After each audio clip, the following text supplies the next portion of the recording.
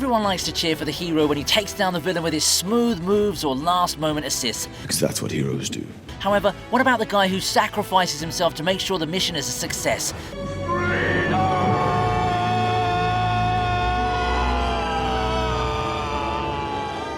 Yep, that's right, they're not even given the same amount of love and respect, which I think is ridiculous, and that's why today the TV region brings to you the top 25 legendary sacrifices in the movies.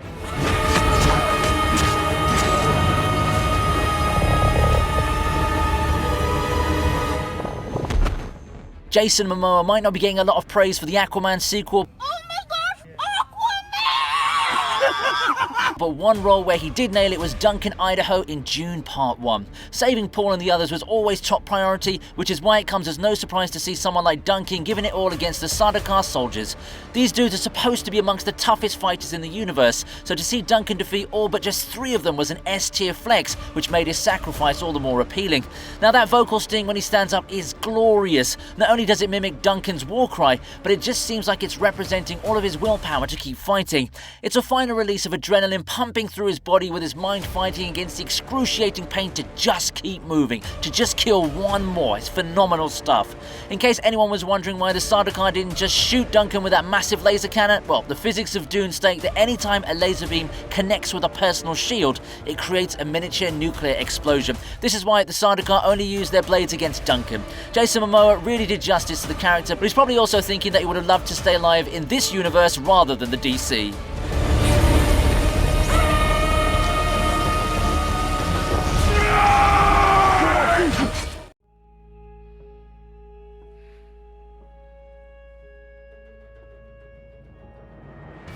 Oh god, this one had me wiping my tears all the way from the cinema to my house. John Krasinski has proven his directorial merit with 2018's A Quiet Place, and the moment that had the strongest impact was when Lee let out that shriek to distract the Death Angel from attacking his kids. Of course, it's a pretty standard sacrifice, but the context behind it is why it touches our hearts. Reagan was riddled with guilt ever since the incident with Bo, and she always thought her father blamed her for what happened, but Lee made sure to let her know that he'd always loved her right before that dreadful sacrifice. It's such a touching moment that you completely forget that you're watching a horror movie. The fact that Reagan can't even hear her father scream always gets me. She only had the last "I love you, I'll always love you," and that just breaks my heart. It was a beautiful moment that highlighted the film's core themes of love and determination. Man, the acting in this movie was already phenomenal, especially with the minimal dialogue, and it all culminated into this emotional powerhouse of a sequence. See, I always knew Jim was a great actor right from when I saw his role as Golden Face in Threat Level Midnight.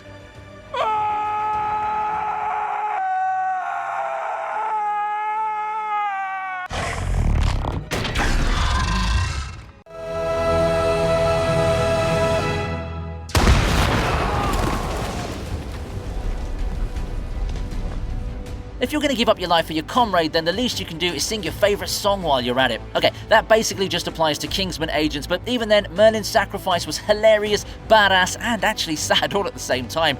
Gary really needs to be a bit more self-aware when it comes to his surroundings, because I'm pretty sure that landmine situation could have been avoided with more attention to detail. Anyway, I just want to focus on how touching Merlin's final moments were, because he didn't just resign himself to his fate, he made sure to do as much as he could for the cause by luring in the guards and taking them down with him. That final look between Harry and Merlin was an apt way to showcase the mutual respect and understanding they have for each other, and while I would have loved to see more of Merlin in the other films, it was a fitting way to bid farewell to one of the franchise's best characters. Also, this scene is the reason why I still listen to Country Road at least once a year. Classics should always be in your playlist rotation, you know?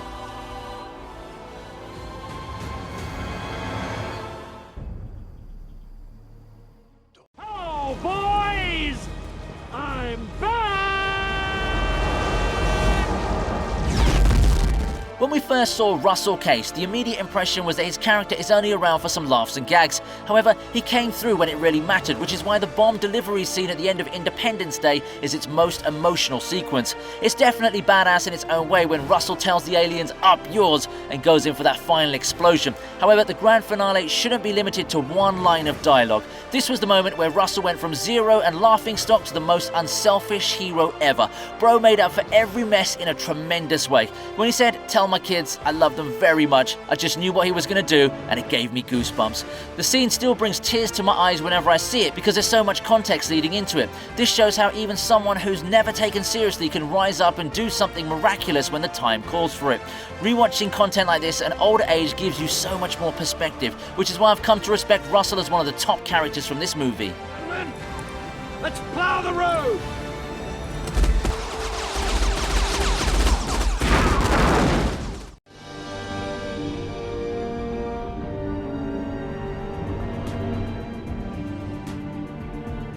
Remember when Harvey Dent said, "You either die a hero or live long enough to see yourself become the villain"? Well, that may have turned out true for him, but in the case of Dr. Otto Octavius, he did both. Yeah, he may have caused the whole mess with the fusion reactor in the first place, but when he finally came to his senses, Bro made sure to correct the situation because in his own words, "I will not die a monster." Oof.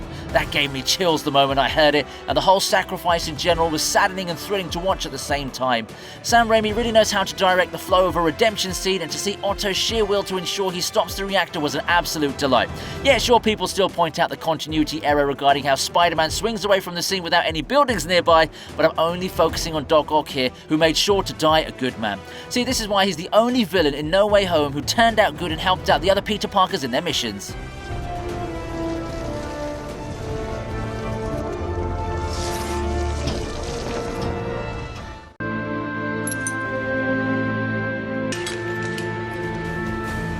Shit. I'm a 90s kid, so Leon the Professional holds a special place in my heart, considering that it's from my era.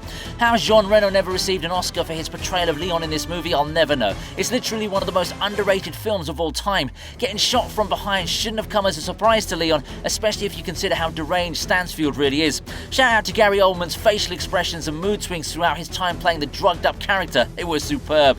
Of course, the key highlight is when Leon takes his opponent down with him, which can be counted as a sacrifice as well as a huge middle finger to Stansfield for resorting to cheap tactics. For everyone talking about or annoyed about the timing of the grenade, I have a rationalization that fixes it in my mind. The grenade pin is pulled, but the lever, which must spring off to start the grenade fuse, was kept in place due to the pressure from Leon's arm and wrists. From the moment his arms fall to the side is when we should calculate the timing, and it just about works from that perspective. See, your boy reads up on stuff like this, you know.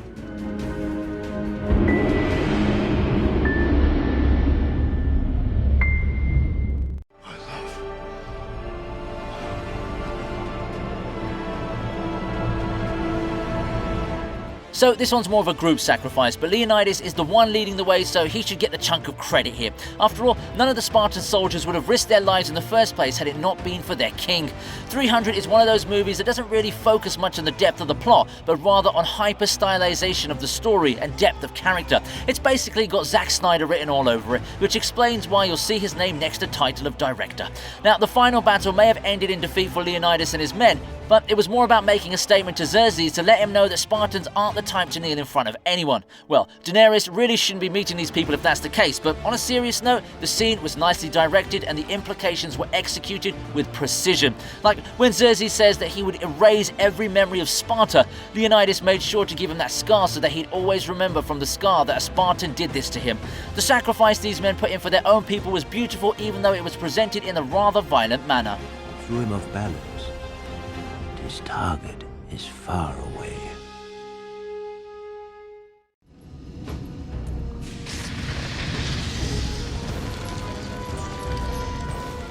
Man, I usually always bring up the Terminator when it's a badass moment or a flex, but this one hits me in the feels every single time. I mean, it's a robot at the end of the day, so to see the T-800 understanding emotions came as a huge shock the first time I saw this film. The self-sacrifice did make sense in the grand scheme of things, but the way he tells John, "I now know why you cry," is just too damn emotional. I know now why you cry. The amount of calculations going through his CPU in that moment must have been insane. In that one pause, the Terminator understood why humans cry, why they mourn, why they grieve, why they're afraid to die. He understood he was the closest thing John ever had to a real father, and he understood what love was because John loved him. He was finally self-aware. Damn, I got a bit too carried away there with that one, didn't I? But you get what I mean, right? To be honest, this would have been the best way to end the Terminator franchise because it's so poignant and complete. Even the relationship between him and Sarah Connor had grown and matured into a satisfying resolution, so all the boxes were checked. Kudos to Arnold Schwarzenegger as well for pulling off this scene with the seriousness it deserved.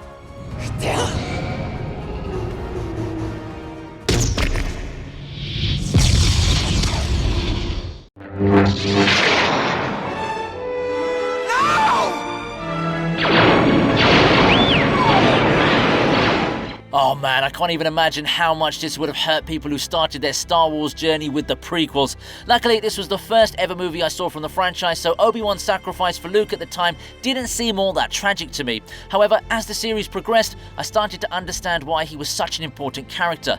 Please note that I don't really care for the Disney Plus show they released on him, so I'm only sticking to the OG trilogy and the prequels for the reference. The lightsaber fight between Obi-Wan and Darth Vader was a decent little build-up to the eventual sacrifice, and it all boils down to two key accomplishments here. First, he gave Luke Skywalker the motivation to fight, and second, he showed both Luke and Darth Vader the true power of the Force. I was actually thinking of placing this in a little bit higher up the list, but he does come back to guide Luke as a spirit later on in Empire Strikes Back and Return of the Jedi, so it's not like he was done and dusted forever. Plus, your love for the character only truly materializes after the prequels. Evil Darth.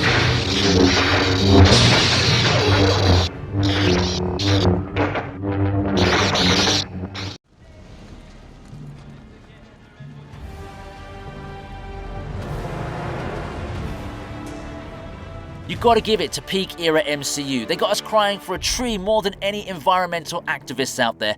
The sacrifice scene where Groot protects all the other Guardians from the crashing ship was an abrupt injection of hardcore feels, and while it was a beautiful moment, I still wish I hadn't gotten so emotional in front of my date back then. But how can you even control yourself during such a scene? The depth and intensity of Groot's actions have a lot more context than just a tree dude protecting his bunnies from harm. You know, he might have said, "We are Groot," but in reality, he meant, "We are family." The reason for Groot smiling is because he's happy that he can save his family, even if it means the end of his life. Damn it, Vin Diesel, you've always got to stick to your brand, don't you? Also, I just had to rewatch this scene after Volume 3. After what we learnt about Rocket Raccoon, seeing him watching his only friend being ready to die for him just hits differently. Say what you will about James Gunn, but what he managed to achieve with the Guardians trilogy is truly an amazing feat.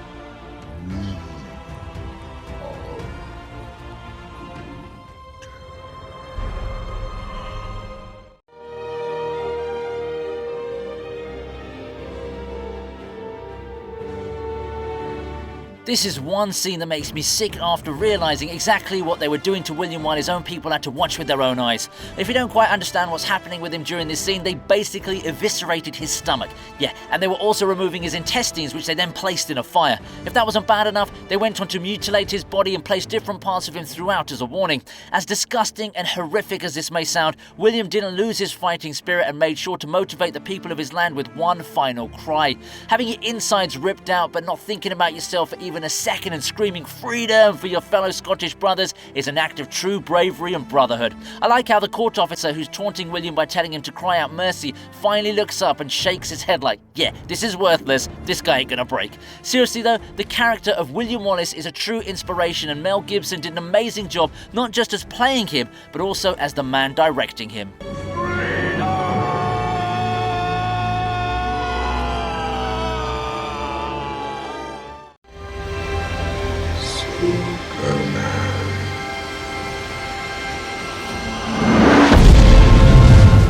Oh, come on. I've just realised that I've set myself up to cry even while recording this video. 1999's The Iron Giant is most definitely not supposed to be treated as a film for children, because the themes on display and even some of the scenes are extremely mature. Take the final sacrifice as the key example. The Iron Giant knew he could hurt people, but chose not to, and when his own fate was unavoidable due to the targeted missile, he made sure not to let anyone else get affected. It's when Hogarth says, "I love you," that really gets me. It's an unexpected and vulnerable line from a young boy who lost his father and has difficulty expressing his emotions. By the end, the Iron Giant is more than a friend to him, and all his walls come down the moment he realizes he'll never see him again. The quote that best sums up the Iron Giant is, "What if a gun had a soul and didn't want to be a gun?" Also, I know everyone said it already, but the General was honestly an incredibly handled character. He reacted rationally and believably, and as soon as there was even a doubt of the Giant's threat, he reconsidered and ordered his troops to stand down rather than risk further escalation and loss of life.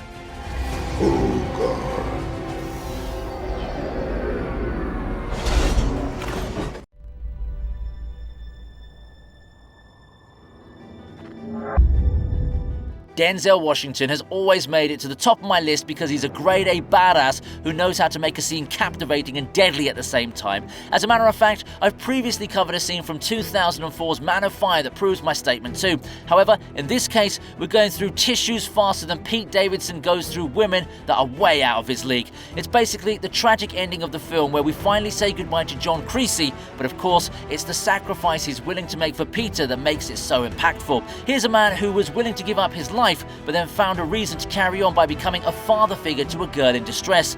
Denzel's and Dakota Fanning's chemistry is just breathtaking, which begs the question as to why neither of them are given the credit they deserve. It surely must have hurt Creasy to send Peter back to her mother, but that's the whole point of his sacrifice. It's one of the most accurate scenes of what a man will do to protect, defend, and go through for someone that he truly loves.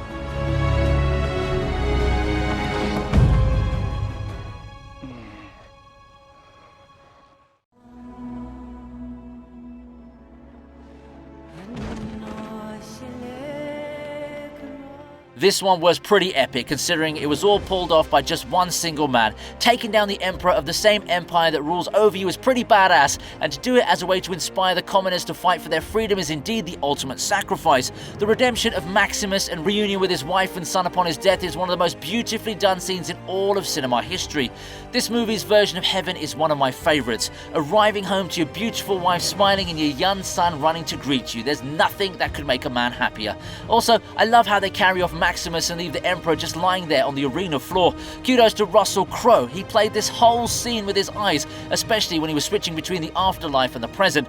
Now that's what you call acting, isn't it? Man, why doesn't Ridley Scott bring back this style of direction? Napoleon wasn't bad, but it sure as heck wasn't a masterpiece either.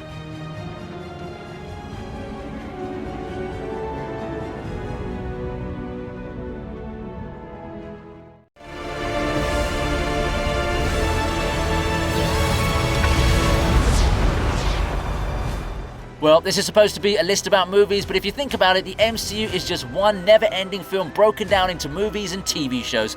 Also, I think I'm allowed a little leeway if the scene in question affects the universe of the films as well. Loki is literally the only Disney Plus show worthy of admiration, and I'm glad they chose to give one of the MCU's OG characters a somewhat fitting end.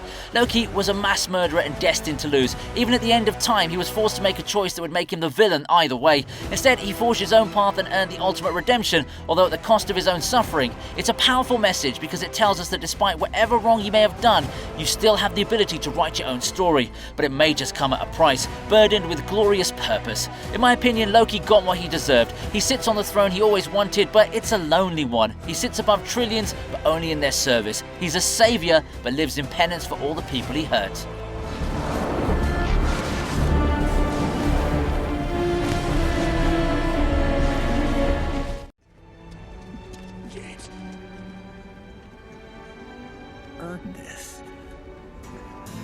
If I'm going to kick off my top 10, then it's got to be a classic, and who else to choose than the master himself? Steven Spielberg has already given the world a poignant war film in Schindler's List, but he was far from done because Saving Private Ryan really did a number on me and a lot of other people around the world.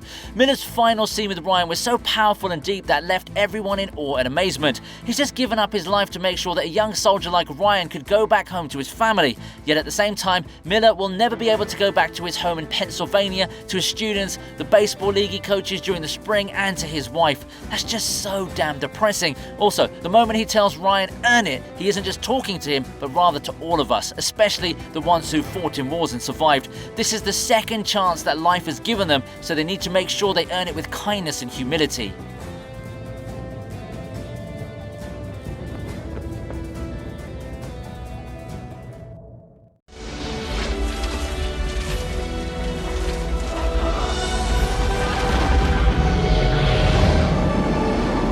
Michael Bay has always been known for large-scale films such as the Transformers movies, but in 1998's Armageddon, he also gave us a touching tale involving a father who gave up his life to give his daughter and the world a better future. The seed means even more knowing that in the beginning. Harry gave AJ such a hard time about being with Grace. For him to arrive at a point where he trusts AJ to look after his little girl, he can admit he's always loved him like a son and is willing to die so these kids can live long lives together.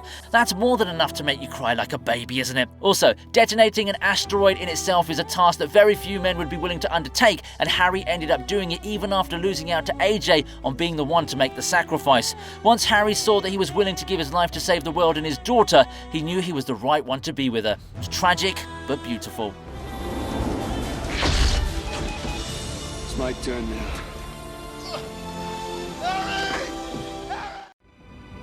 After all this time. Always. Okay, if you've read the books, then this entry won't mean much to you, but if you follow Harry Potter through the movies, then you get the twist of your lives when you learn that Snape was working with Dumbledore to keep Harry safe from Voldemort. Sure, he was a simp for his mom, but even then, the boy who lived always had a guardian watching over him. Of course, learning this as Snape was dying just made the whole thing a lot more emotional, but it also changed our perspective on the character. Bro went from being one of the most annoying dudes in the franchise to the unsung hero of the series. I really like that in Snape's dying moments, he told Harry he had his mother's eyes. You have your mother's eyes. Snape spent so much time comparing Harry to James, but he finally admitted that he had Lily inside of him too. I also love the way Harry Potter goes from a magical children's story to a dark and brutal war scenario. It really matured with its audience, which is why we all adore the brand so much. You must be the one to kill me, Snape. Only then will the Dark Lord trust you completely.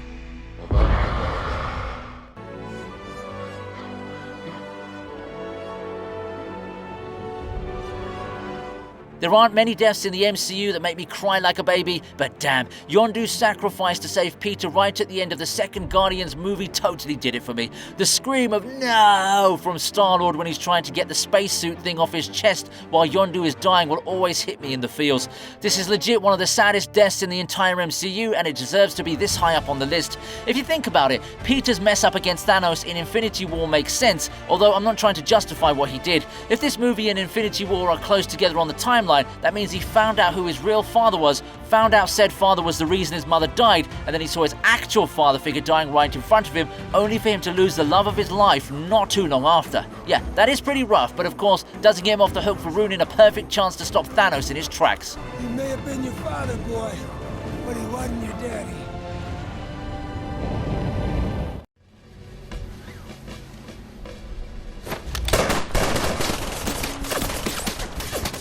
Clint Eastwood may no longer be the ultimate badass of Hollywood westerns anymore due to his age, but man, the dude sure knows how to make a memorable movie. 2008's Gran Torino is proof of that and further solidifies the fact that Clint can make appealing dramas with contextual commentary. The sacrifice play that he makes against the gang members isn't just an act born out of emotions, but also calculated like a genius. He knew he had a disease which couldn't be cured, so he wanted to go out while doing good. He knew he couldn't take on the gang members with physical skills, so he tricked them into shooting him in front of witnesses. And most importantly, he managed to keep Thao and his family out of harm's way due to his actions. It's obviously sad to see him go, especially as we saw him finally making emotional progress with Thao, but hey, that's what makes this moment even more impactful. Your own blood, for Christ's sake. Now go ahead and pull those pistols like miniature cowboys. Go ahead.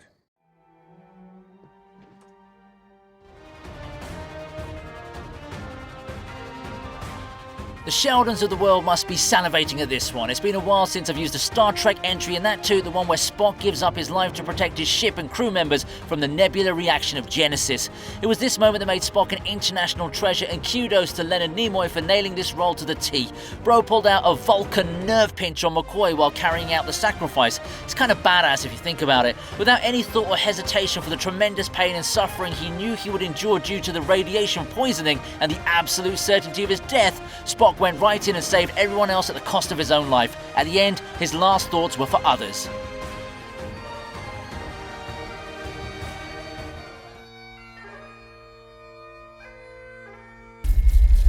And I am Iron Man.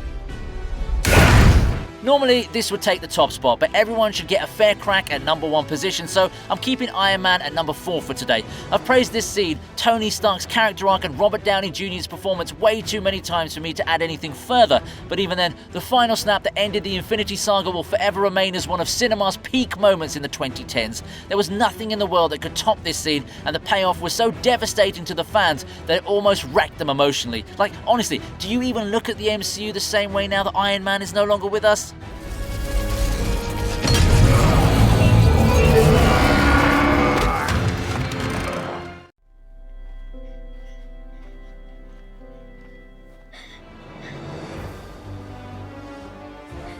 For a man who was treated like an animal for most of his life, Logan sure managed to end his story in the most human way possible. Protecting Laura and the other mutant kids was his top priority, and he made sure to keep them out of harm's way, even if it meant giving up his own life. The final battle against his clone might have ended in defeat for him, but the Wolverine finally tapped into his humanity to ensure that he wouldn't be remembered as the monster the world made him out to be.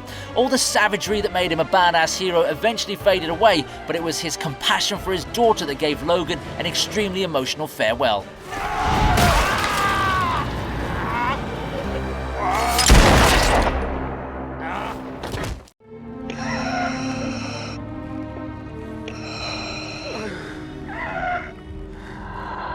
Imagine seeing one of cinema's most iconic villains abandoning the ideals that made him a legend only to save a life. Of course, that life happens to be his own son, but even then, Darth Vader defeating Palpatine and losing his life soon after hits harder than most on-screen deaths. The moment he's dying is ironically the most peaceful moment Anakin Skywalker has felt since turning into Darth Vader. I can't imagine all the suffering and loss he had to go through, especially as he was manipulated through most of it. Luckily, Anakin finally gets to be with Padme and his Jedi friends again, and his final moments with Luke were tragic, but also a fitting end to the villain's arc. He truly is one of the saddest, most well-written characters in history. No, I am your father.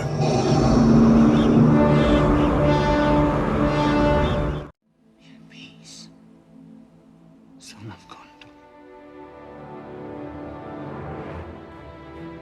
Gotta feel sorry for Sean Bean, bro never gets to live past the first segment of a fantasy franchise.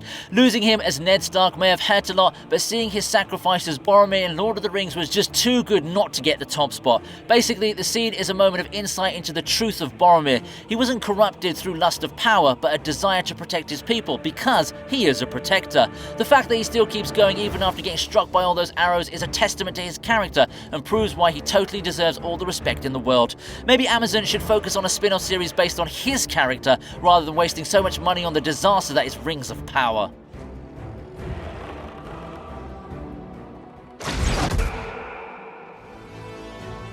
Hope you liked the video. Please subscribe to the TV Regent, and here's another video that I know you're going to enjoy.